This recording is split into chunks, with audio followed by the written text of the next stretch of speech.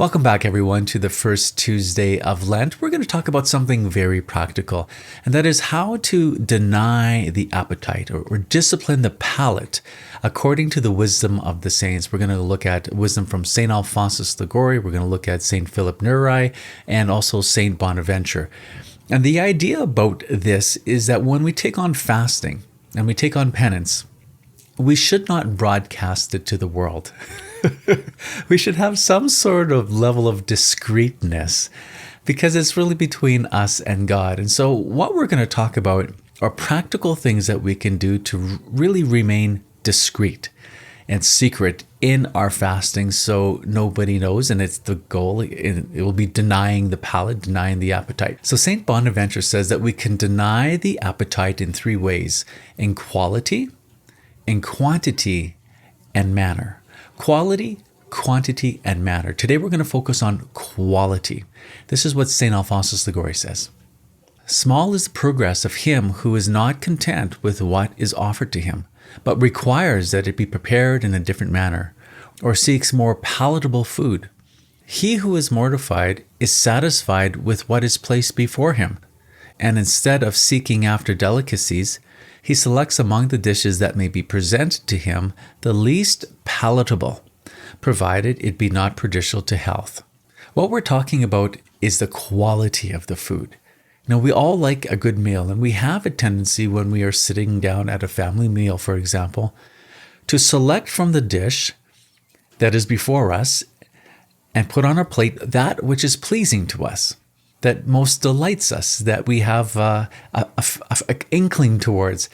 Well, what if we now start putting upon our plates things that we may like, but are now lacking in some sort of characteristic, and because they're lacking, we can now offer it up. For example, let's say there's a plate of cookies. I like chocolate chip cookies. And what do I look for in a good chocolate chip cookie? I look for lots of chocolate chips. Now, maybe you don't. Maybe you like sparingly dispersed chocolate chips in your cookies. Not me. I like that thing packed full of calories. I like lots of chocolate chips. So practically, if you like lots of chocolate chips in your cookies and there's a whole bunch of cookies placed before you, what might you do that's more discreet? Well, you pick a chocolate chip cookie that you notice has less chocolate chips. That's a very discreet thing to do. Take, for example, dessert again, icing on a cake. Maybe you love icing on the cake. Well, then you select a piece that might have less icing on it. Maybe it's the corner piece. See, I noticed that the corners of the cake have less icing if it's a square pan because I like icing. So it would be, I guess, a form of sacrifice for those who like the icing to pick the corner piece because it has less icing. See, it's very discreet. No one's going to know that you're doing such a thing. Or how about your mashed potatoes on your plate? You take the mashed potatoes and you put them on in the same quantity that you would do normally, so no one knows that you're making any sort of sacrifice, and you'll be thinking, well, what kind of sacrifice could I make with mashed potatoes? Well, what if you take that first bite and you realize, oh, I could use a little bit of salt? Then what do? You don't put the salts. And in that way, you sacrifice the quality of the food. You would prefer it more salty, or you prefer pepper on it. Well, you refrain from doing that. Or how about a drink? Coffee. I like coffee.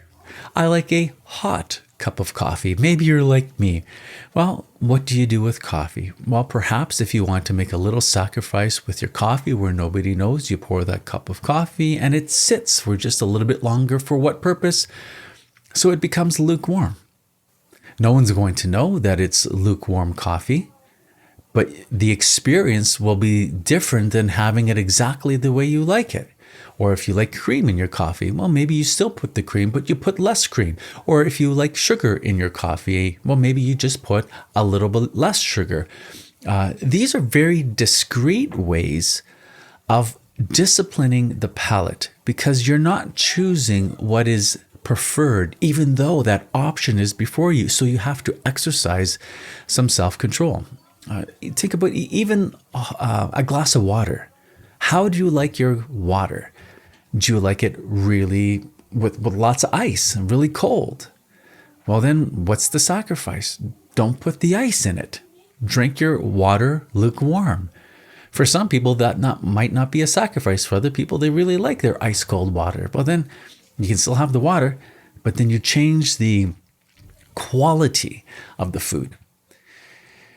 So what are you sacrificing, and the manners of which you're sacrificing in Lent? Sometimes we just think, I'm just going to give up this kind of food or this kind of meal.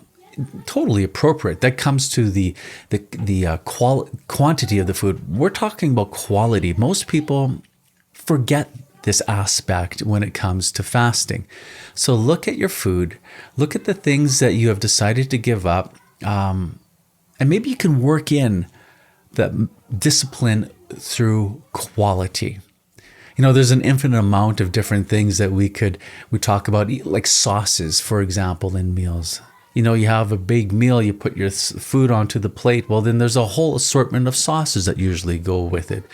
For example, if you're going to have a burger, well, then you got your mustard, you got your ketchup, you got your relish, you got all these things that typically go on the burger. Well, in one way you could sacrifice in terms of quality is refraining from putting on that favorite sauce. Is it the ketchup? Is it the mustard? Is it the relish?